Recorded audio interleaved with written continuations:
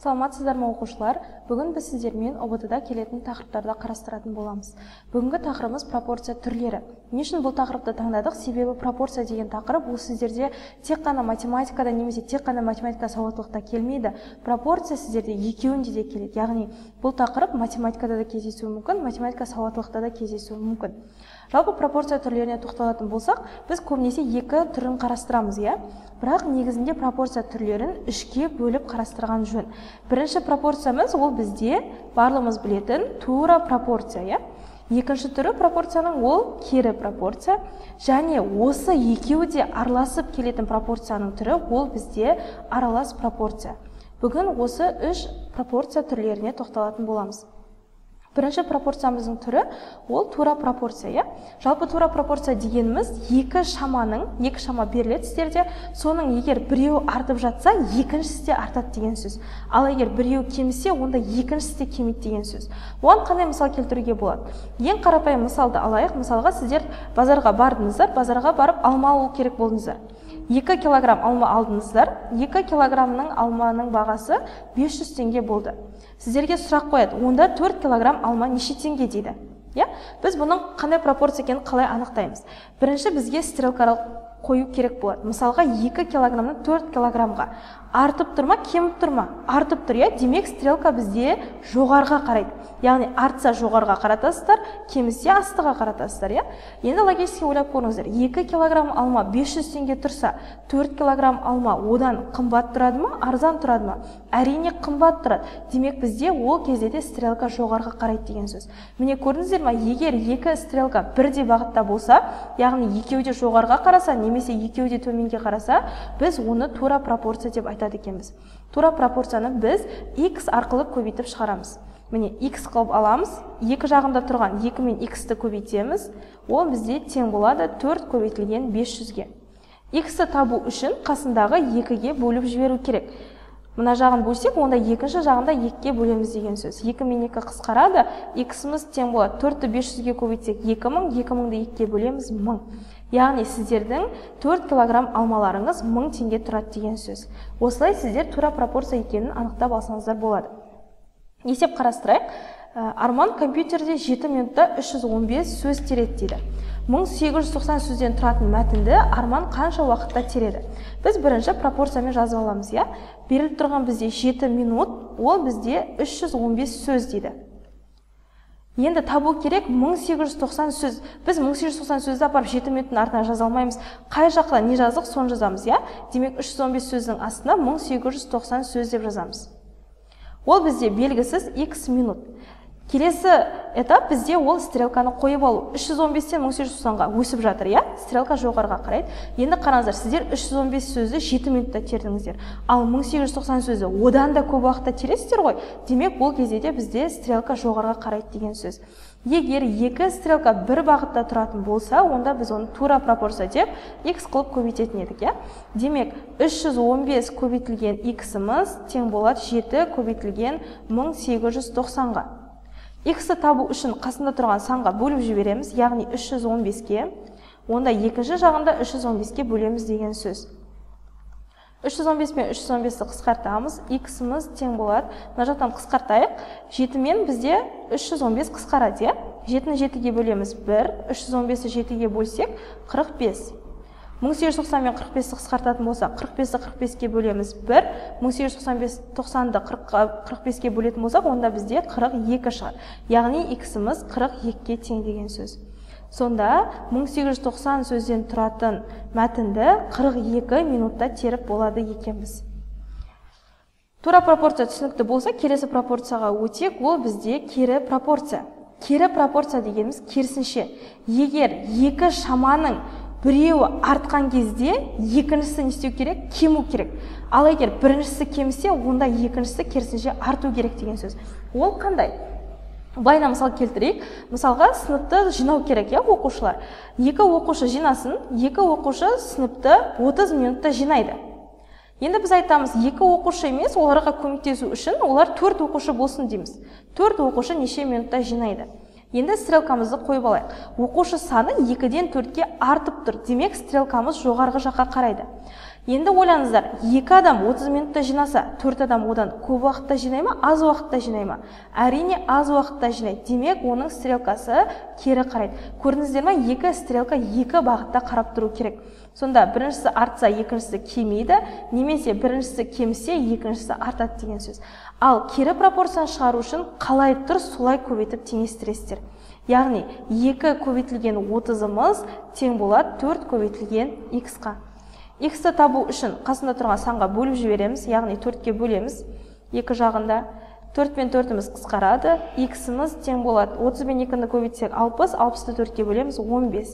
Яғни 4 оқушы бізде 15 минутта жинап болады деген сөз. Бұл есепте қалай келеді екен?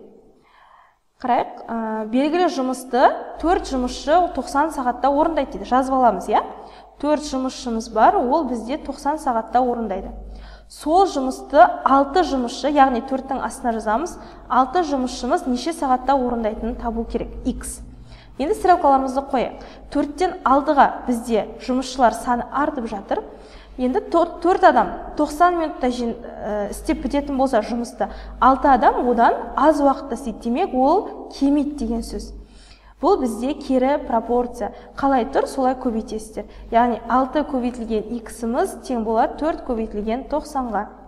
X-ті табу үшін екі жағында 6-ға бөліп жібереміз. 6 мен 6 қысқарады. X-іміз тең болады 90 мен 6-ны қысқартсақ, 6-ны 6-ға бөлеміз 1, 90-ды 6-ға бөлеміз 15. 4 пен 15-ті көбейтеміз 60. Демек, олар 60 сағатта жұмысты орындап болады екен.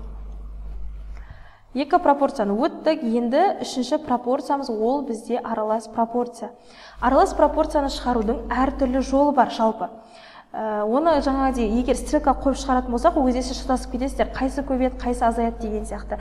Сіздерге осы жерде күшті формуланы айтам, аралас пропорцияға байланысты. Ол бізде кішкентай n көбейтілген үлкен n көбейтілген t тең a деген формула. Осы арқылы жазып аласыздар есептерді. Бізде кіші n дегеніміз не? Ол саны, мысалға қанша адам жұмыс жасайды, немесе қанша машина жұмыс жасайды деген сияқты. Ал үлкен n бізде сыйымдылығы. Сыйымдылығы деп отырғанымыз не? Сыйымдылығы деп отырғанымыз, мысалға бір жүкті машина тасу керек болып жатыр, я? Егер машина сіздерде артындағы багажнигі болатын болса, багажникке қанша жүк сияды деп айта аламыз ғой. Міне, осы бізде сыйымдылығы, яғни қанша жүк сияды машинаға. Көбінесе осындай жағдайда келеді. Т деп отырғанымыз ол бізде уақыт. Сіздерде уақытты ойламаңыздар, тек қана сағат, минут деп, ол күн болуы да мүмкін, немесе жаңа машинаны айттық қой, неше рейс жасап келеді, бізде сол да уақытқа кетеді. Жалпы жұмысты істеуге кеткен уақыт. Ал А деп отырғанымыз бізде жұмыс. Қанша жұмыс жасалды? Міне, егер осы формуланы жатқа білетін болсаңыздар, сіздер кез келген аралас пропорцияның есебін шығара аласыздар. Қарап көрейік, қандай есеп бар екен? Міне, 10 жұмысшы 30 сағатта 5 бөлшек дайындайды. Көрдіңіздер ме? Бағана бізде тек қана 2 нәрсе берілсе, бұл жерде 3 нәрсе берілген. Жеке-жеке жазып аласыздар. Міне, 10 жұмысшы 30 сағатта 5 бөлшек дайындайды. Осыған дейін жазып алайық. Формуламыз n көбейтілген үлкен n көбейтілген t тең болады a-ға. 10 жұмысшы деп тұр. Ол бізде саны, я? 10 көбейтеміз, 30 сағат деп кеткен. Сыйымдылығы берілген ба? Жоқ, онда n-нің өзін жазып қоямыз. Көбейту уақытымыз 30 сағат. Тең болады, 5 бөлшек дайындайды, ол бізде жұмыс. Біріншісін өстіп жазып аласыздар. Сосын астына екіншісін жазамыз. 15 жұмысшы 10 бөлшекті неше сағатта дайындайды дейді. 15 жұмысшы саны беріліп тұр. 15. Көбейтеміз, n-іміз жоқ, t-іміз жоқ, 10 бөлшекті дейді. Демек жұмысымыз 10 бөлшек. Бізге табу керек уақытты. Өстіп жазып алдыңыздар ғой. Одан кейін екенің ортасына сызық қоясыздар да, бір-біріне теңестіресіздер. Міне, сіздерде пропорция пайда болды. Мына теңдерін алып тастасаңыздар болады. Болды, осы пропорцияны шығара бересіздер. Оны қалай шығарсақ болады? n мен n қысқарып кетеді сіздерде. 15 пен 30 қысқарады. 15-ті 15-ке бөлеміз 1, 30-ды 15-ке бөлсек 2. Одан 5 пен 10-ды қысқарамыз. 5-ті 5-ке бөлеміз 1, 10-ды 5-ке бөлеміз 2. Сонда бізде не қалды? 10 мен 2-ні көбейтесіздер 20, бөлінген 1 мен t-ні көбейтеміз. T тең болады 2-ден 1-ге. Пропорция жасасақ болады. T мен 1-ді көбейтеміз. T тең болады 20 мен 2-ні көбейтеміз 40. Демек, уақытымыз бізде 40 сағатқа тең екен. Көрдіңіздер ма, сіздер шатаспайсыздар. Бұл қандай болды, кері ма, тура ма, қай кезде стрелка қалай қарайды деп ондай нәрсе ойламайсыздар. Енді сіздермен ОБТ-да келген есептерді талқылайық. 2020 ОБТ-да, яғни былтыр жазда келген ОБТ-да математика сауаттылықта келген есеп. Егер жұмысты 15 жұмысшы 24 күнде бітірсе, онда осы жұмысты 18 жұмысшы неше күнде бітіреді? Аралас пропорция емес, демек біз кері ма, тура ма соны табуымыз керек. 15 жұмысшы бізде 24 күнде бітіреді. 18 жұмысшы дейді, онда оны 15-тің астына жазамыз, я? Ол бізде болады x. Енді қарайық, жұмысшылар саны 15-тен 18-ге артып жатыр ма, кеміп жатыр ма? Артып жатыр, я? Демек стрелка бізде жоғарға қарайды. Енді ойлайық, 15 адам 24 күнде бітіреді. 18 адам болса, ол одан азырақ бітіреді ғой, демек стрелка кері қарайды. Егер екі стрелка екі жақта қарайтын болса, онда ол бізде кері пропорция. Қалай тұр, солай көбейтеміз.